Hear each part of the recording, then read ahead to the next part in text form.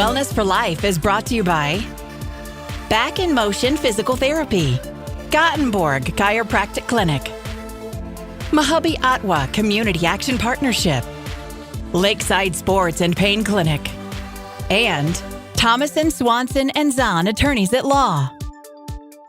Hi, I'm David Gothenburg, a chiropractor in Pelican Rapids, and I thought for our discussion today I would talk about a condition that people often ask me if I can help, and that is peripheral neuropathy. Usually the person presents with symptoms that might include numbness, tingling, prickling, burning, usually on the feet. Sometimes it's associated with restless leg syndrome.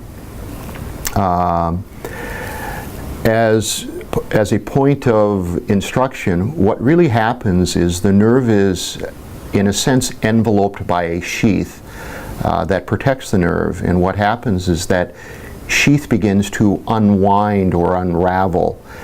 And what happens then as that impulse travels down the nerve and hits that point, the sensation changes from that point going downward, causing those different types of symptoms. Medically, the only option is medication, which is usually in the form of a GABA drug, which has a dulling effect on the nervous system. The pain is there, or the symptoms, one just doesn't perceive it.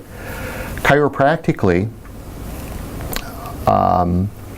what I try to tell patients is that in some cases, even while they have neuropathy, there may be a secondary condition. It might be related to one's posture, how they walk, the position or alignment of a vertebrae.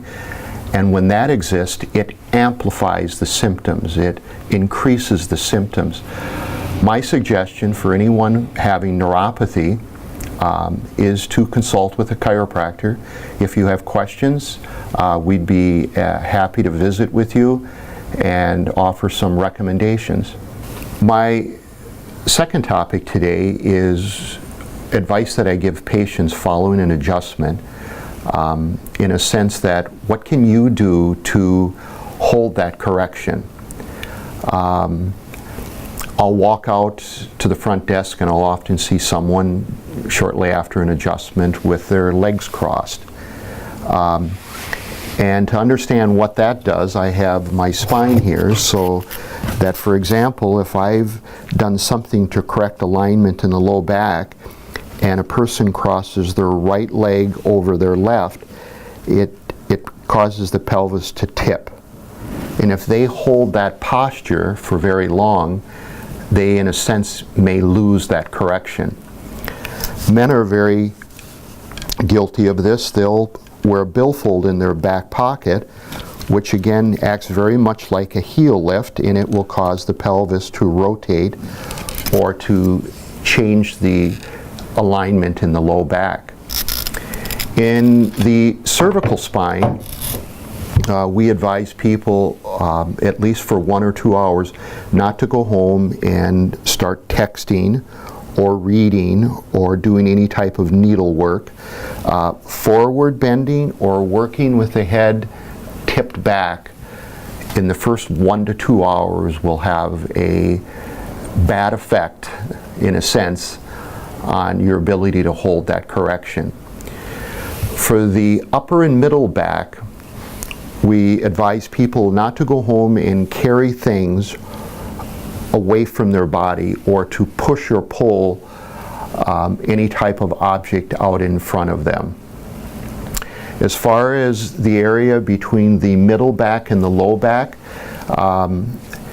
it's good not to go home and begin to twist or turn. In other words, for men we say, well, don't go home and start weed whipping the yard.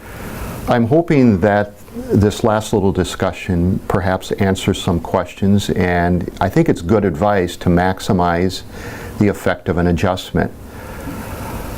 For those of you who've been watching our show, you certainly know that I have an apple orchard. We did our last program from the apple orchard. We are getting ready to pick apples. They have matured in the last 3 weeks. And we will be opening in Audubon on the intersection of Highway US 10 and County Road 11. And we'll be featuring 2 apples, Zestars and chestnut crabs. So I thank you for your time today. If you have any questions, please give our office a call. Thank you. Thank you for watching Wellness for Life.